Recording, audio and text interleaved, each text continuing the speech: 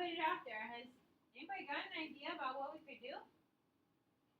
Grace and Tiara, your group says what? Okay, so you would do like the x plus 2, x minus 3, x plus 3, and then you would, instead of like factoring out, you would like combine them together by like multiplying, and then that would get your polynomial.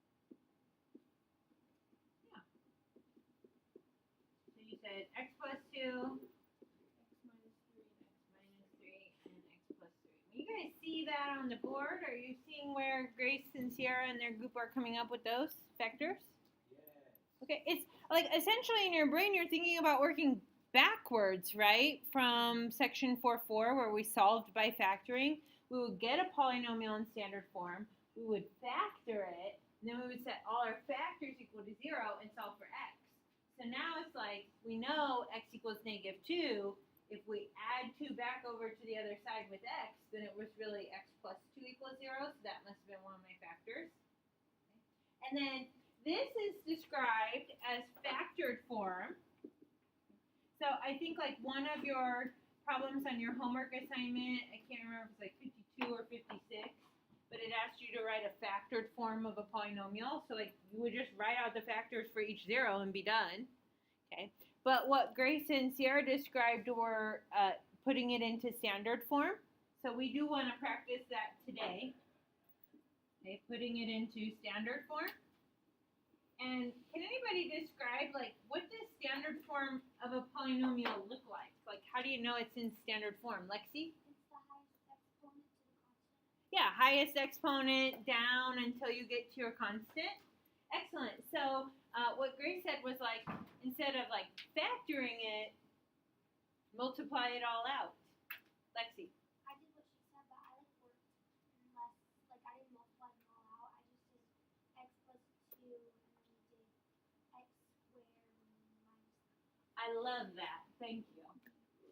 So you might be able to remember our little motto here. We might like to work smarter, not harder sometimes if possible. And we're going to talk about ways to do that in our upcoming slides as well, because then things get a little bit trickier.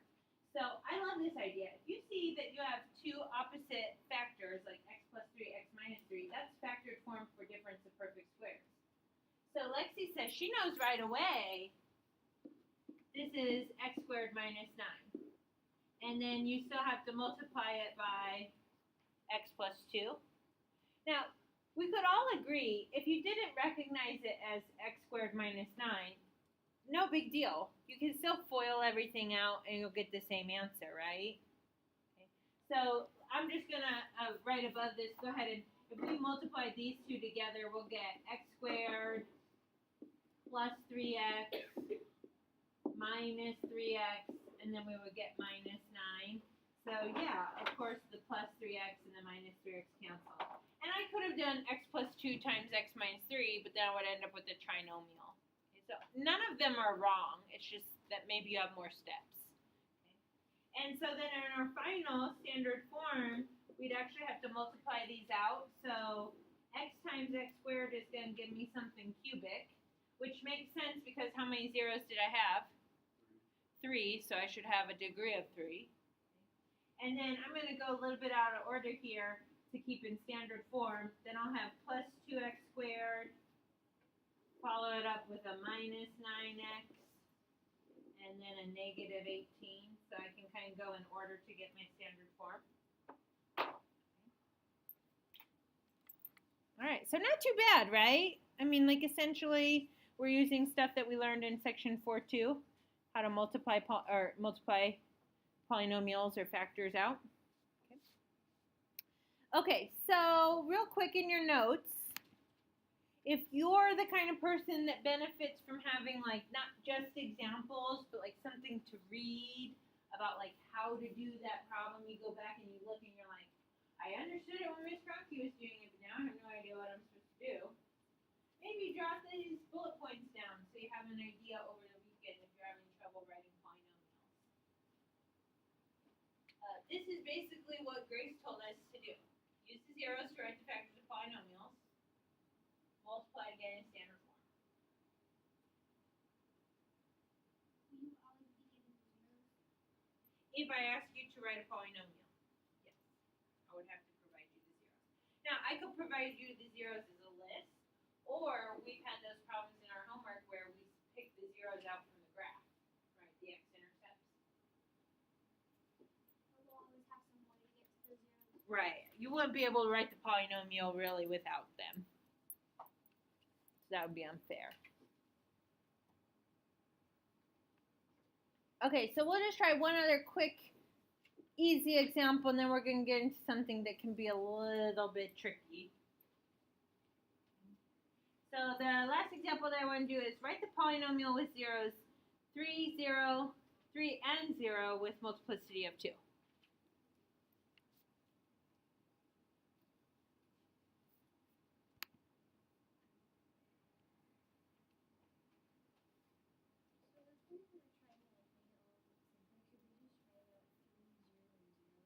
Mm-hmm.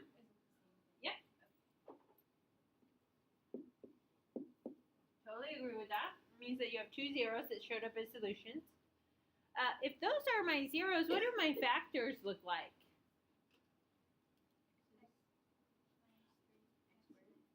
Okay, yeah, I will have an x minus 3 for the factor of, or for the 0 of 3. And then when I have zeros, I can just write x's, or some people might have said x squared. Okay, essentially is what that is. So that's f of x equals x squared times x minus 3, and then that's real easy to get into standard form. F of x equals x cubed minus 3x squared. But it's good for us to at least see one that talks about multiplicity. So if you have multiplicity, that means you have to write that factor twice or square it. Okay. And also to see anything with a factor or with a 0 of 0, it just looks like an x. Okay. So here's where, like, notice so far all the zeros I've given you have been what we would call nice numbers. Okay, nice numbers are integers. Okay. Suppose you had irrational solutions. Okay. Go either way. That is not a good sign. It's a 50-50. Might be more of a kind of. Go for it. Where did that go? What check mark? Oh, that's a square root. The smartboard just doesn't have like a real math program. No, that's a square root. It looks funny. I agree. Here, I'll draw over it. It's a square root of b.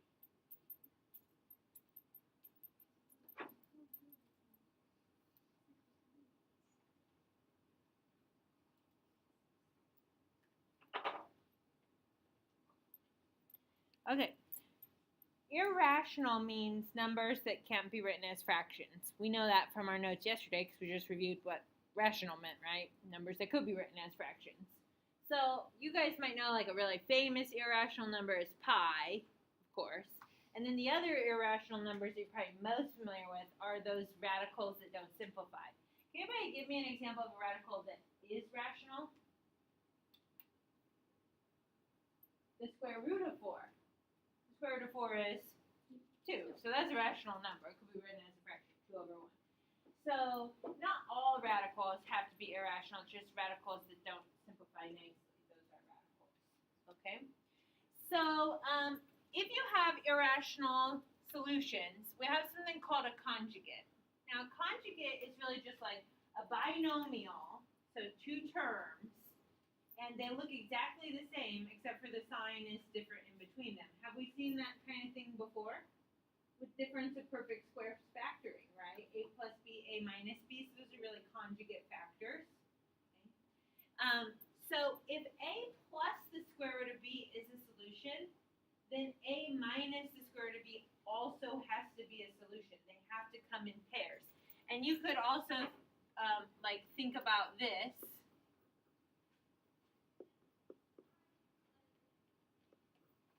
Sorry, I missed my square root.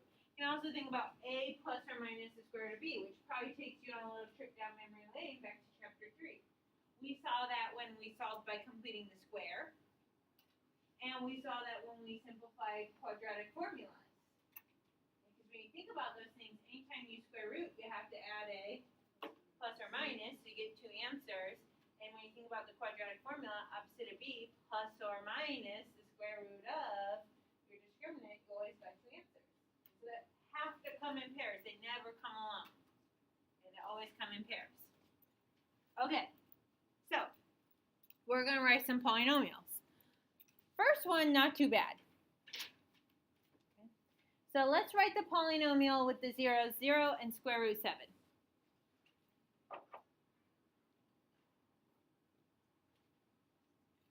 Write the polynomial with zeros 0 and square root 7.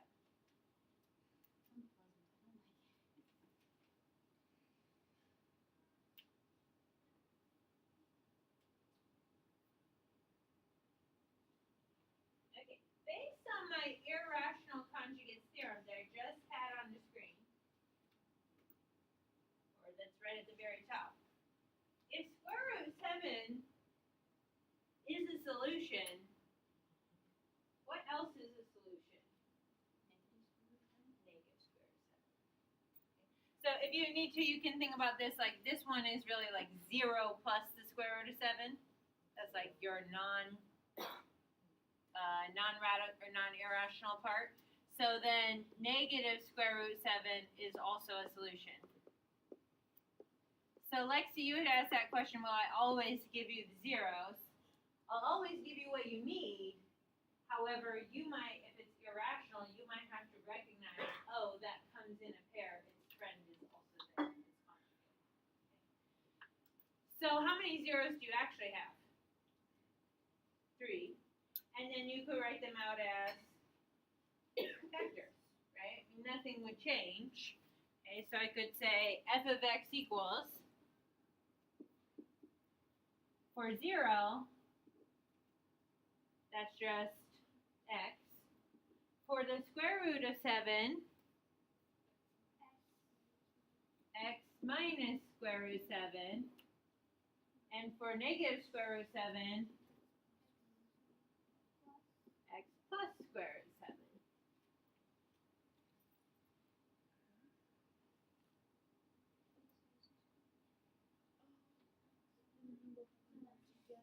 And then you multiply them together. I would always recommend doing the irrational ones together first.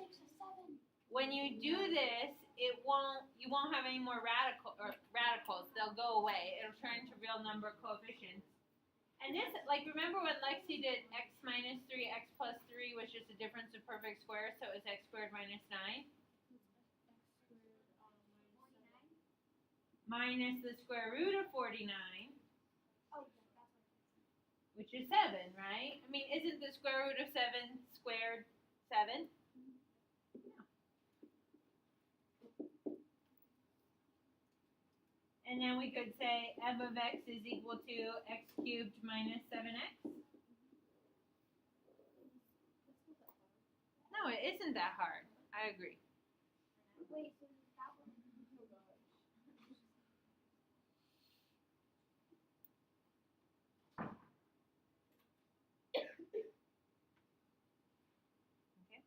So, like, we're looking at that from a difference of perfect squares version. They're like, x is a and b is square root 7. So then just square both of those things, and that's what goes into the a squared minus b squared piece. Okay. The other way that you can see this, I'm going to write this off to the side, okay, and you can kind of decide if this is helpful to you or not. If your two zeros are square root 7 and negative square root 7, do you agree back in chapter 7 or chapter 3 we probably saw that like this? X equals plus or minus the square root 7. Okay. How did you get to plus or minus the square root 7? What did you just do back in chapter 3? You might have done the quadratic formula, but if you're just solving, you had just taken the square root, right? And you added the plus or minus, and you've taken the square root of 7. So you could undo this by squaring both sides, which would get you up to x squared equals 7. That must have been what it looked like before you took the square root and add the plus or minus. And then if you wanted it to look like its quadratic factor, could you move 7 to be on the same side with x? You would subtract it from both sides. So you would get x squared minus 7 equals 0. And there's your factor, x squared minus 7. Okay. So if you like that method, we were kind of like doing reverse algebra. You could also think about it like that if you don't like the difference of perfect squares. Okay. Now, my last example doesn't work out as nicely. It depends. Some of us will catch on easy. Some of us will maybe take some time to really let this sort of settle. No tears. No tears in room 808. Okay. So let's write the polynomial with the zeros 2 and 1 plus or minus, 1 minus the square root 3. So basically we are looking at that whole irrational conjugates thing. What else is true? 1 plus the square root 3 is also 0. Okay. So we're going to write this out in factored form. That will be x minus 2. And then this is where it gets a little bit tricky. Normally we just have to put a minus in front of a single number, right? Now we're subtracting this whole thing. How do you say the whole thing in math? Parentheses. Okay, so this is x minus 1 minus square root 3. Oops, gotta have my other one there.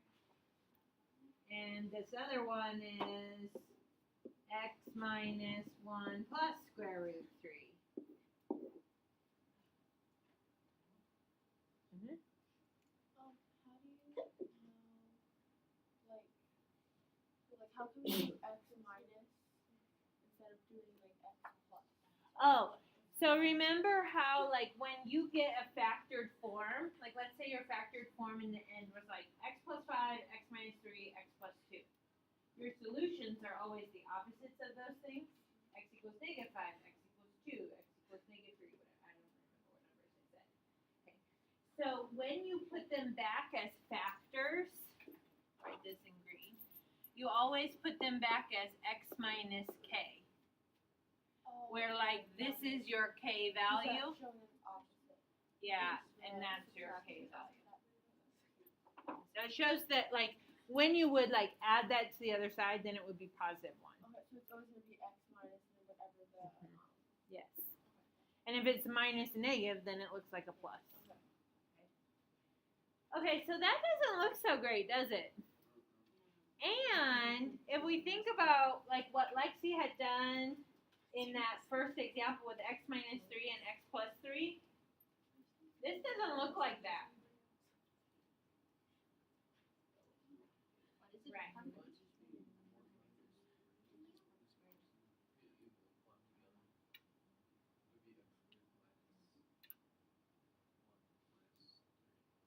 Well, if you multiply these together right now, the outside and the insides won't cancel. Because like they don't look like they used to, where there was like a minus and a plus and they were exactly the same. Like this is different.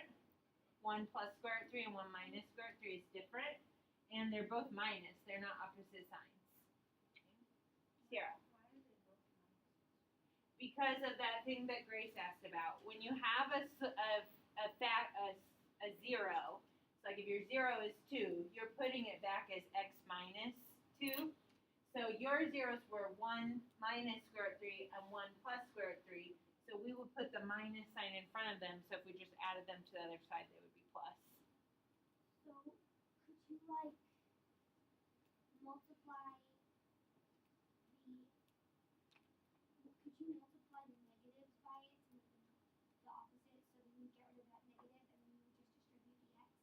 Yeah, okay, so one option you have here is to multiply, like, do you agree there's a lot of parentheses right there? Okay, so let's do x minus 1 plus the square root of 3, and then we'll do x minus 1 minus the square root of 3. Wouldn't the x be on the outside still? The x minus 2 would be over here. But x would not come outside, no. Because since it's already outside, the 1 minus. No, all I'm doing right there is I'm allowed to distribute this negative. That's all you can do. You cannot take an x out. Not everything in that parenthesis has an x. Okay, so there's no greatest common factor. So x cannot come out. Okay. Now, what do you notice about this square root 3 and this square root 3? They're opposites, which is the way things used to look, right? When we had like plus square root 7 and minus square root 7. What do you notice about the first two terms? They're the same. So we can, I'm going to add more parentheses again. We can group x minus 1 and x minus 1. And now it looks like Lexi's original, way back when it was super easy and nice numbers, x minus 3x plus 3. So your a value is x minus 1. Your b value is square root of 3. And they look exactly the same except for they are opposites. Okay, so I'm going to write this off to the side. A equals x minus 1. B equals 3. And we want to put them back as a squared minus b squared. Right? Because they look like a plus b, a minus b. Now some of us are going to have a harder time trying to see this. Okay, so that's something that we're going to practice. Ms. Cronky doesn't expect everybody to make it click today. That's okay. But essentially we're regrouping so that it does look like a plus b, a minus b. And so if I want to do a squared minus b squared, what's my a again? X minus 1, and I want to square it. And then I'm going to do minus, what's my b? Oh, sorry, b is square root 3, isn't it? I apologize. What's my b? Square root 3, and I'm going to square it. Okay, so that says a squared minus b squared. Can you do x minus 1 squared? Yeah. It's x minus 1 times x minus 1. And if you FOILed that all out, you would get x squared minus 2x plus 1. And then what's square root 3 squared? 3. So now I can combine. So I get x squared minus 2x minus 2 times x minus 2. Okay. And now I can distribute all terms. Okay. So my final answer, f of x equals, I'm going to have an x cubed minus 2x squared minus 2x minus 2x squared plus 4x plus 4. Combine those like terms. F of x equals x cubed minus 4x squared plus 2x plus 4. Okay, that was a lot of work, right? Tell me again what those zeros were. What did we start with? 2? And 1 minus square root of 3, which we said was also 1 plus square root 3. Okay. So remember how I showed you on that other one, like how you can work backwards in the algebra? Okay. So I'm going to focus on these two. Do you agree that back in chapter 3, if we did completing the square or quadratic formula, that would have been plus or minus the square, 1 plus or minus the square root 3? Yeah. Okay.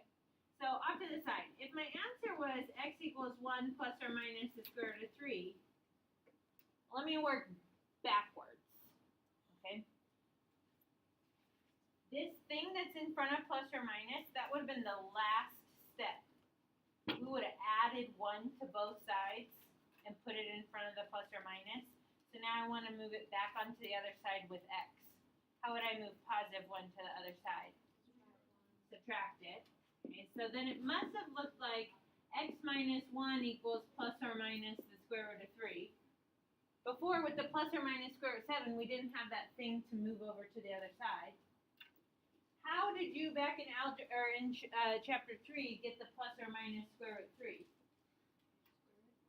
You were doing a square root, so now we're going to do the opposite of that, which is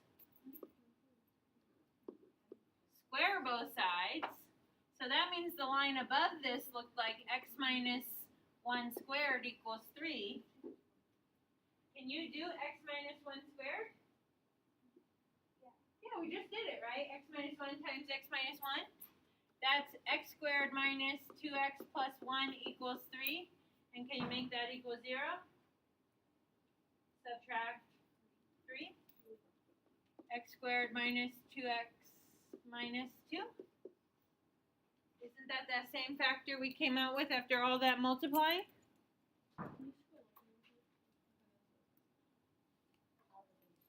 X squared minus 2x minus 2. After all that, like distributing in the parentheses, doing difference of perfect squares. But now we're just kind of reversing our algebra. We're going to practice more of that. We're going to see that show up again. Okay, so it's not our last time with it, but we won't get it out there. Okay. You have a homework assignment. It's on your gold sheet. I want you to get out your homework assignment from yesterday with the rational root theorem and factoring and graphing. And we're going to go over some questions.